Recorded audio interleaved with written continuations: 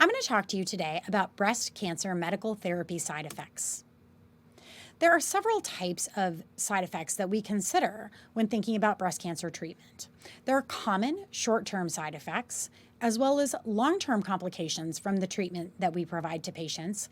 And there's also potential concerns for the relationship between symptoms and adherence.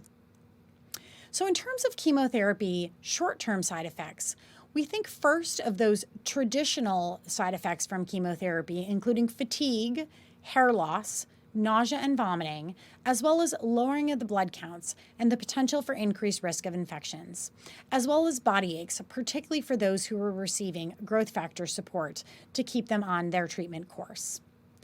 I think there are some specific medications that you should be aware of as a provider treating breast cancer patients.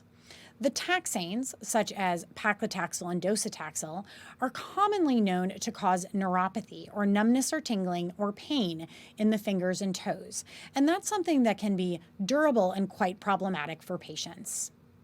Capecitabine can cause problems specifically with diarrhea and hand-foot syndrome, which includes redness and it's sometimes peeling of the hands and feet. And those are not the only types of side effects, but those are the side effects that are most commonly going to be seen in the patients receiving these medications. In terms of long-term side effects, some things that you should be aware of are that chemotherapy can cause long-term cognitive changes, and it can also cause long-term fatigue that patients may experience for years in the future. As mentioned in the previous slide, the taxanes, paclitaxel and docetaxel, can cause neuropathy. While this typically improves some after a patient stops their treatment, this can last for years following the completion of treatment. And finally, another important category of medicines to be aware of are the anthracyclines, for example, doxorubicin. These medications can cause long-term risk of heart failure and secondary leukemias.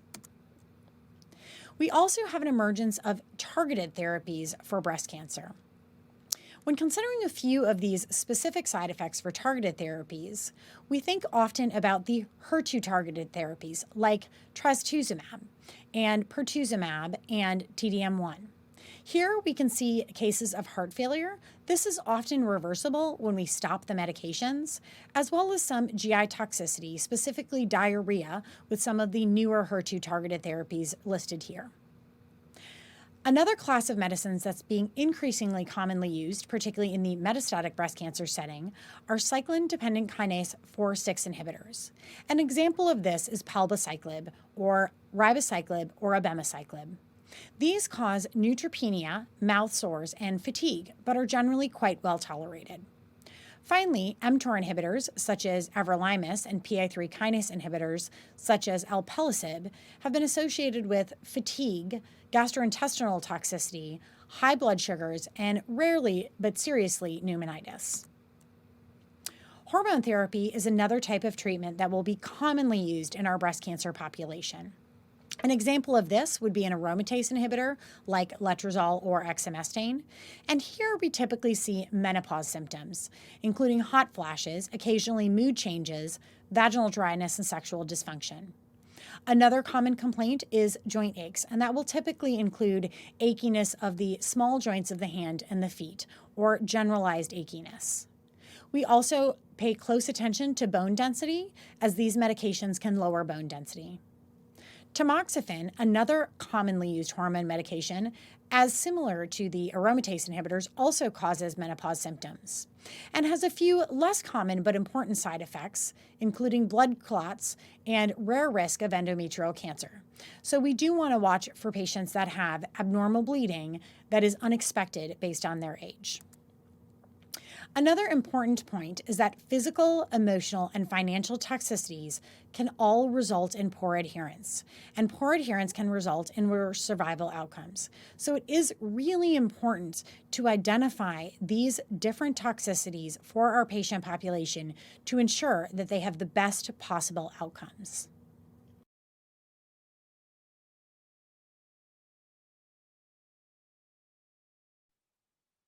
Hi there. My name is Kimberly Keene, and I'm a radiation oncologist at the University of Alabama at Birmingham. I wanted to go over some of the learning objectives for my section of this discussion on the Psychosocial Oncology Training Academy. At the completion of my section of this module, we will be recognizing what radiation therapy is and how we use it to treat cancer. I think this will also help us understand some of the common acute and chronic side effects from radiation therapy. Radiation definitions. Radiation therapy is energy that is transmitted in the form of ray or waves or particles, the movement of energy through space. And ionizing radiation is any radiation capable of displacing electrons from atoms or molecules and thereby producing ions. And for the purpose of therapeutic radiation, we will be talking about ionizing radiation. This is the electromagnetic spectrum, and I just wanted to go over that the ionizing radiation side of the spectrum will be focusing on X-rays and radioactive sources. Both are used in therapeutic radiation. So for ionizing radiation, the most common in practice is the photon, which is also an X-ray. This is the most commonly used ionizing radiation. Photons can also generate electrons within tissue. Ionizing particles include electrons, protons, neutrons, and heavy atoms. The most common charged particle that we use in practice is the electron. Protons are at separate centers, and the state of Alabama now has one proton center at University of Alabama, Birmingham. Neutrons and heavy atoms are also used. We have 3 neutron centers in the United States, and there is a heavy atom, carbon, in Europe. The mechanism of damage, however, is similar between photons and charged particles. However, the dose is deposited differently, and this allows us to exploit the differences to treat different kinds of tumors within the body. So an introduction to radiation therapy. Radiation kills by exponential killing. This is very similar to chemotherapy. And the idea is that a given dose of radiation will kill a constant percentage of cells, not a constant number of cells. So the term that we use is log cell kill. The principal lethal molecular lesion caused by radiation is the double-strand DNA break, although radiation also causes other types of injury to the DNA strand. Lethality of radiation lies in the interaction of the X-rays or the charged particles with biological molecules, not with how much physical energy is deposited. And I get this question all the time in my clinic. A lot of people come in thinking that radiation is going to cause some kind of a thermal burn, and this is not the case, even though it looks like a sunburn on the outside of the skin. So given dose of 400 centigrade, which is a common dose that we deliver, to the total body would actually be lethal to the bone marrow. And this is something that we actually do in clinical practice as part of the bone marrow transplant regimen. The actual amount of energy deposited in the body only raises the body temperature by about the same as if you took a small sip of hot coffee. So again, it's not a thermal injury. This is a different kind of injury than sunshine.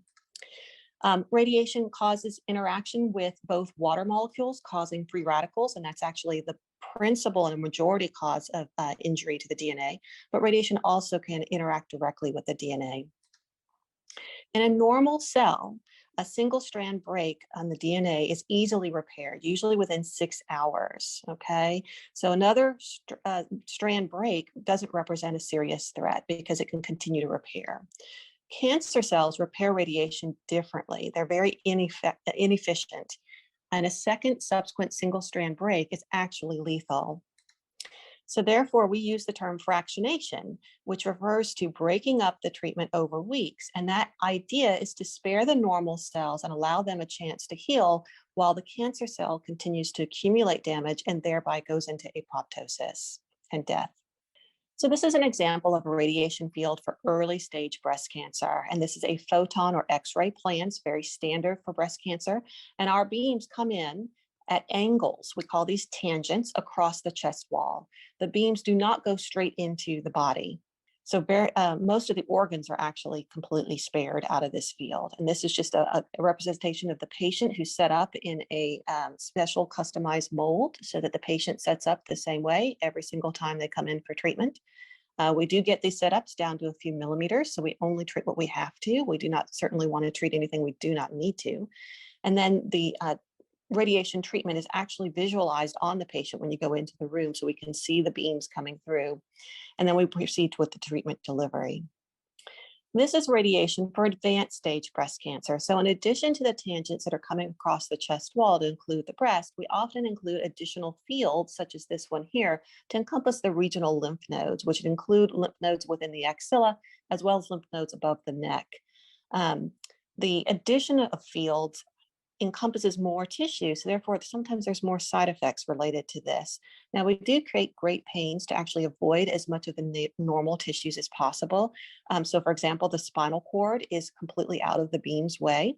And we also try to avoid the esophagus, which is the teal structure here that's over the aqua structure, which is the spinal cord.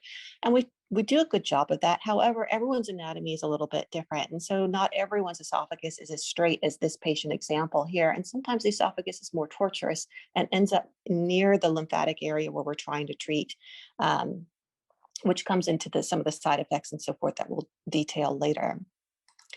This is an example of a proton radiation therapy plan for an advanced stage breast cancer. And what I want to point out is that the proton dose delivery is different than the photon. While the X-ray goes in one way and out the other, the proton is actually a charged particle which has to be prescribed a certain distance within the tissue. And when we're prescribing this, we actually start using the term spots, if you will. So we get actually a spot map of the patient. But basically, the proton comes in, hits the tissue at the prescribed distance, and stops. So there's very little exit dose, if you will, as compared to the X-ray, which would go in one way and straight out the other through the back of the patient. And that helps us sculpt the dose a little bit better, sometimes in difficult patient anatomies where we're trying to avoid dose into the heart and in the lung. All radiation plans use what we call a dose volume histogram. And this allows us to look at how much dose is actually given to not only our target structures, which is highlighted in red here, but also our tissues that we don't want a lot of exposure to. So the light purple corresponds to the lung, the magenta corresponds to the heart, and then that aqua color corresponds to the spinal cord here. And we can look at those doses and try to modify the plan to reduce that as much as possible. So in terms of side effects, it's important to note that radiation therapy is a very local treatment. So this is not going to often cause a lot of systemic side effects like chemotherapy.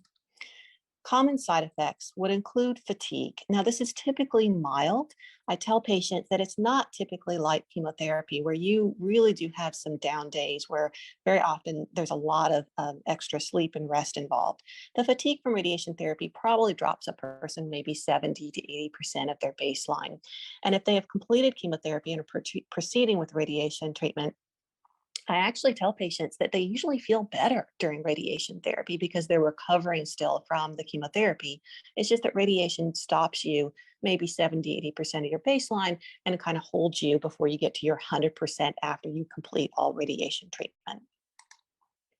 Dermatitis. This is probably one of the most common complaints for breast cancer treatment, and that can range from erythema to moist desquamation.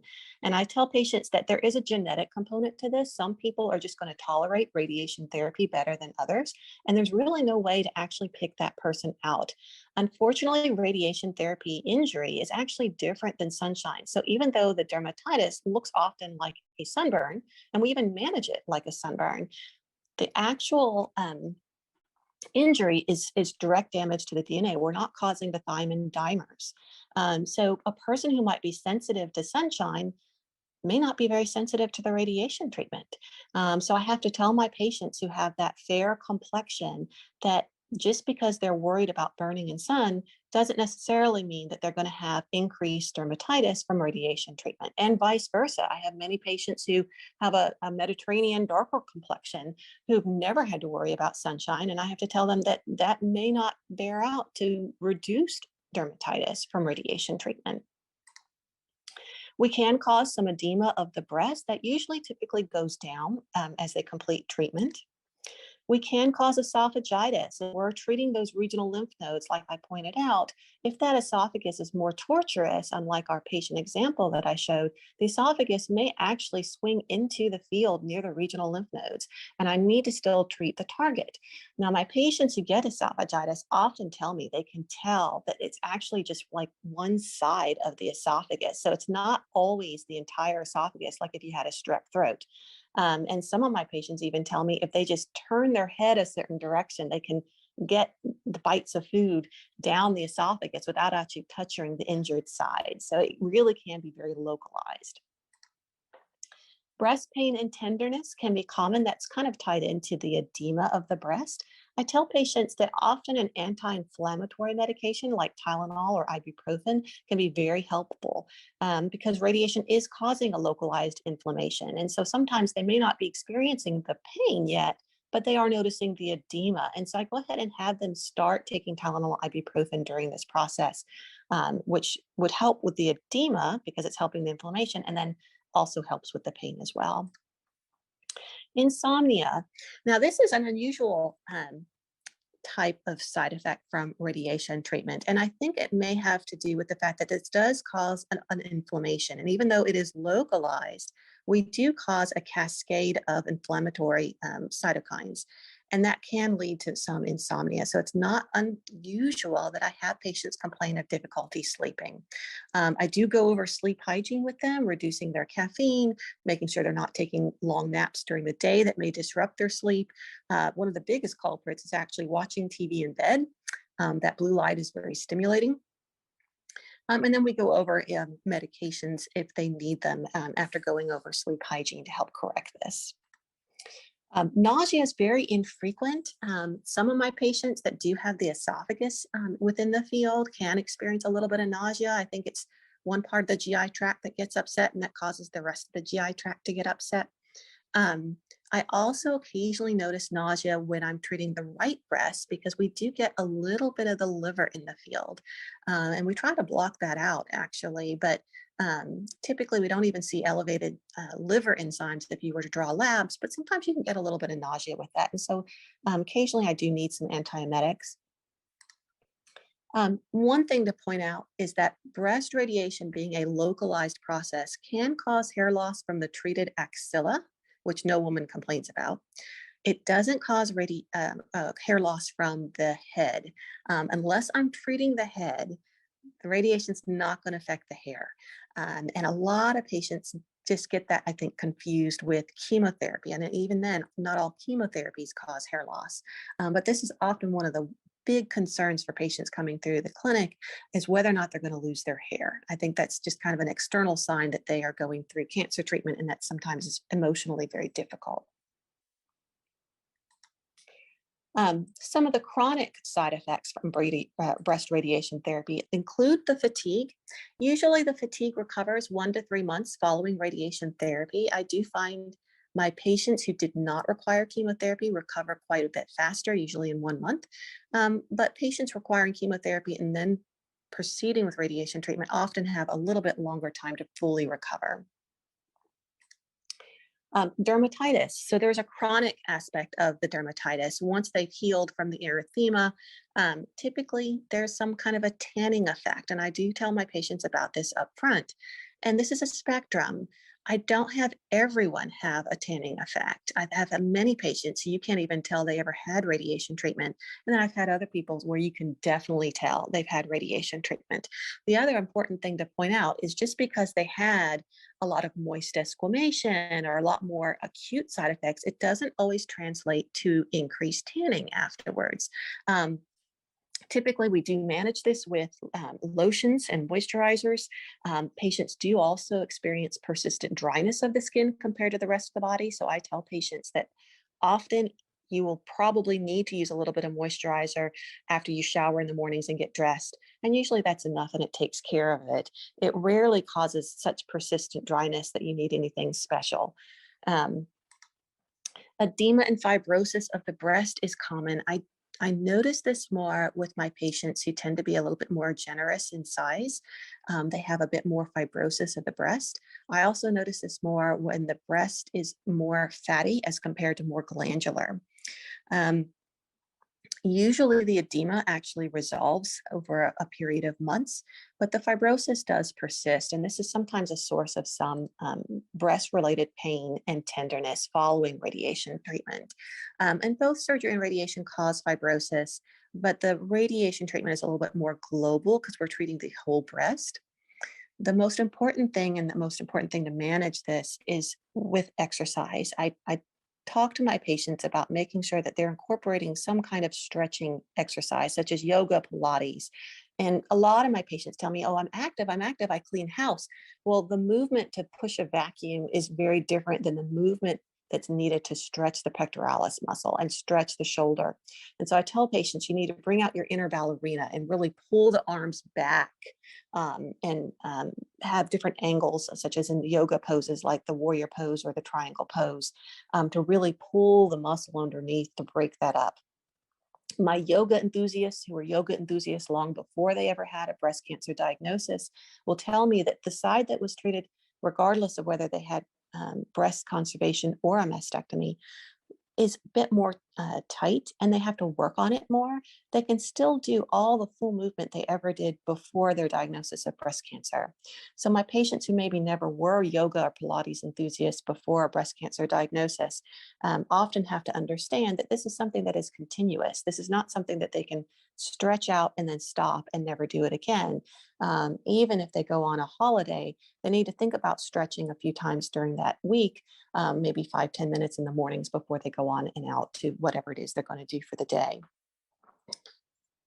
Lymphedema of the arm, this is tied more to the type of axillary dissection that they had to have, but the radiation therapy can add to that when I'm treating the regional lymph node basins.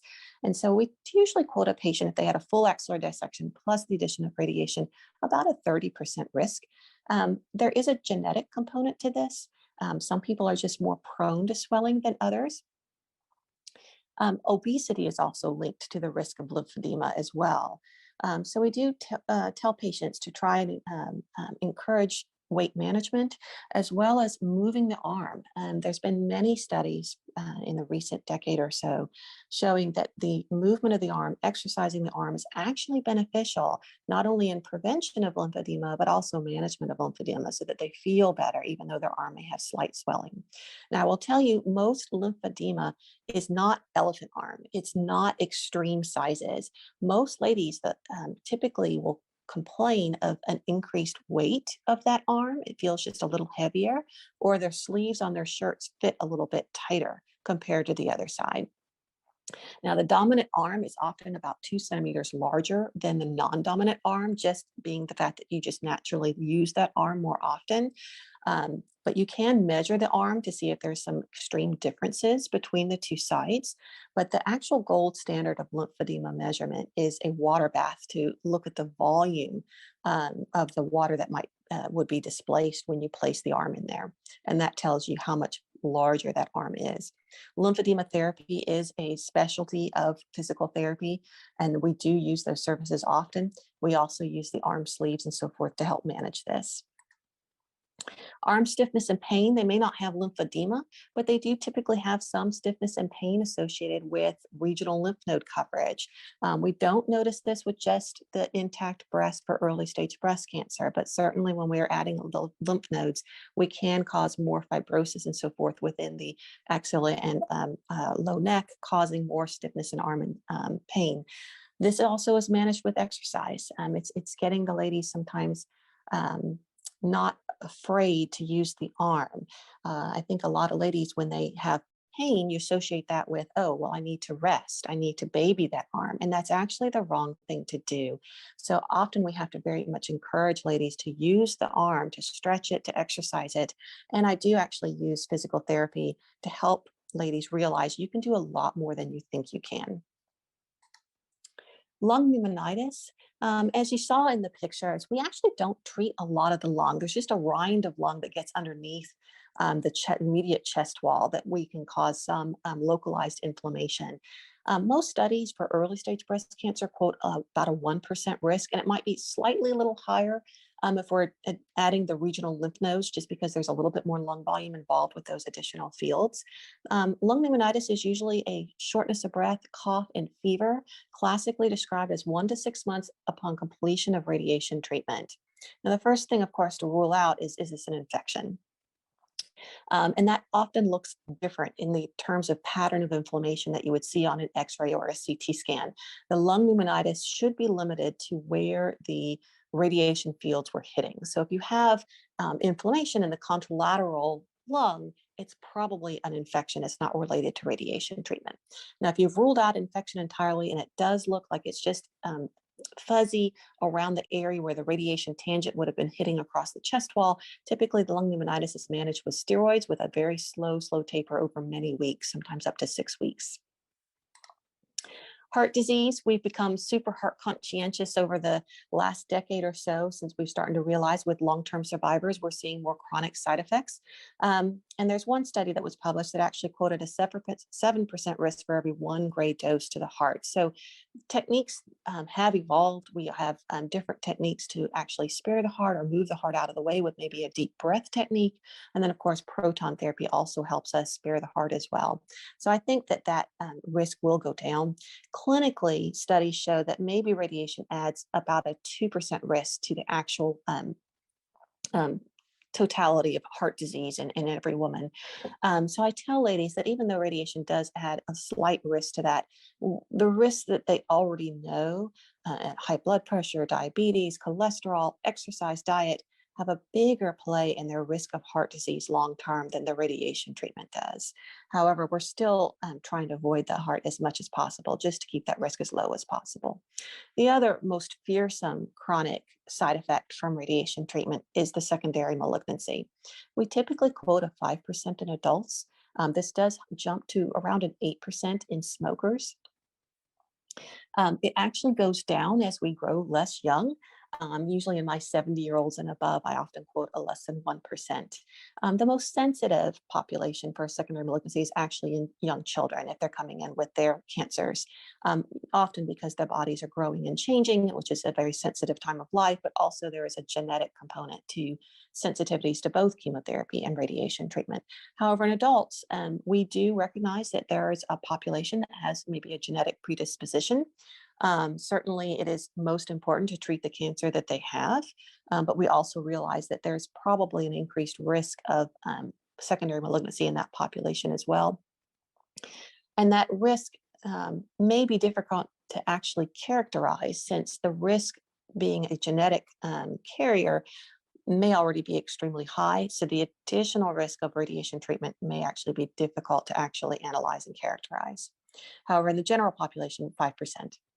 Hi, my name is Helen Krontiras. I'm a surgeon. I specialize in breast cancer surgery specifically. I am the leader of the Multidisciplinary Breast Clinic as well as the UAB O'Neill Cancer Service Line. Today, I'm going to talk about breast cancer surgery and its side effects.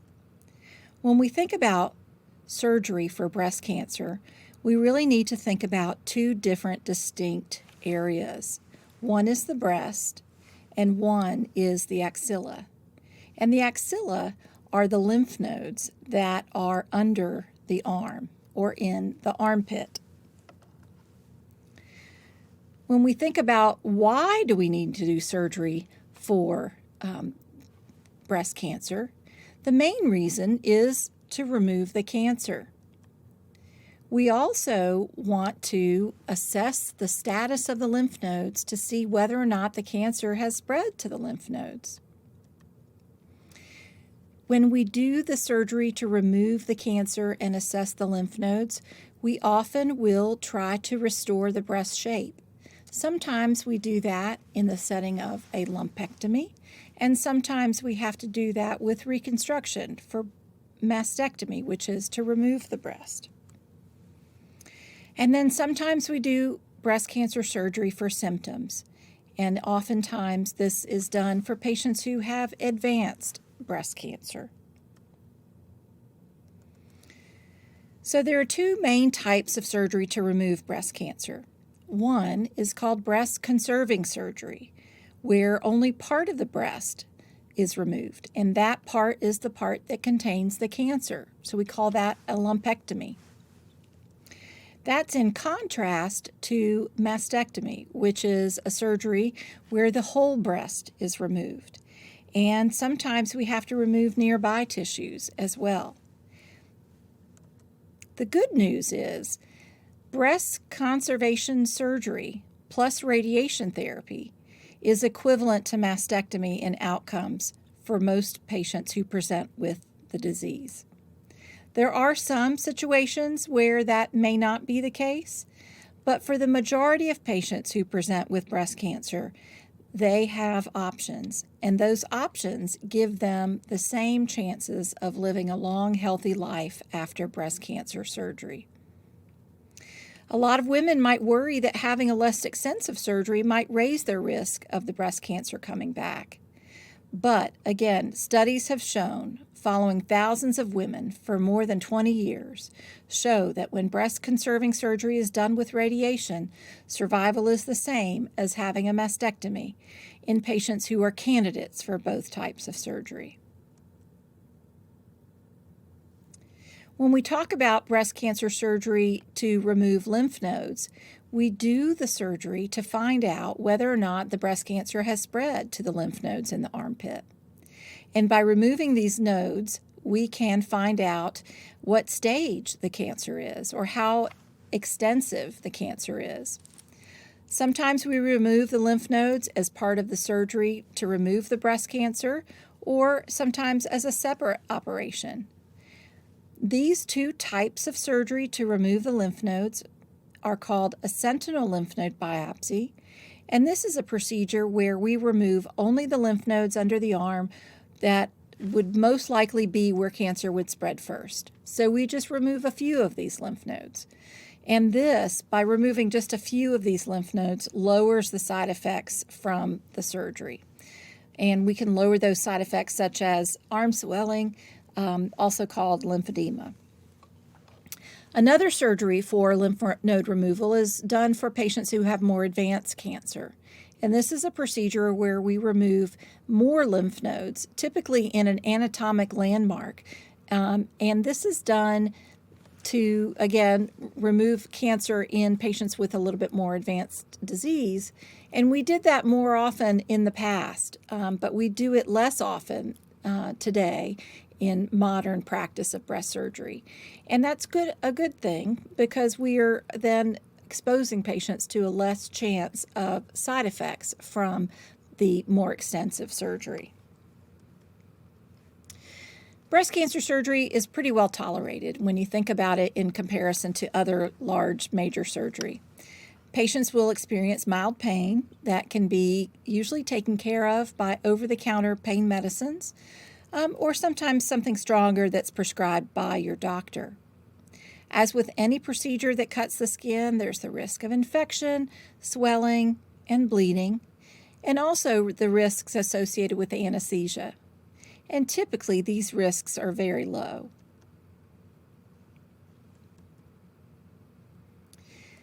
Now, to kind of categorize the side effects related to breast conservation therapy, let's just talk a little bit about what's involved with that.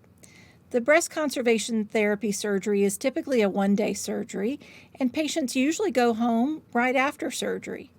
The breast might look a little bit different after the surgery, because whenever a lump is removed, there could be an indentation or a dent. The breast could be slightly smaller on that side. There also might be some numbness around the incision. Very occasionally, there can be a chance that additional surgery could be necessary at a later date to clear the margins or to be sure that we've gotten it all. We usually recommend no strenuous activity or heavy lifting for about 2 weeks after surgery. Mastectomy is a little bit bigger operation. Usually, patients spend one night in the hospital, or sometimes they go home the same day. Patients usually have 1 or 2 drain tubes that are placed into the surgical site and are coming out of the body to have fluid drained from those sites. And these drains usually stay in for about 1 to 2 weeks. You'll be taught how to take care of them when you're in the hospital and also in your preoperative visit. You might have some numbness around the incision, just like with lumpectomy. And in addition, you might have numbness to all of the skin that's left behind where the breast used to be. Often this numbness is permanent. The nipple and areola may or may not be removed as part of the operation. And if the nipple and areola are not removed, these areas will be numb as well.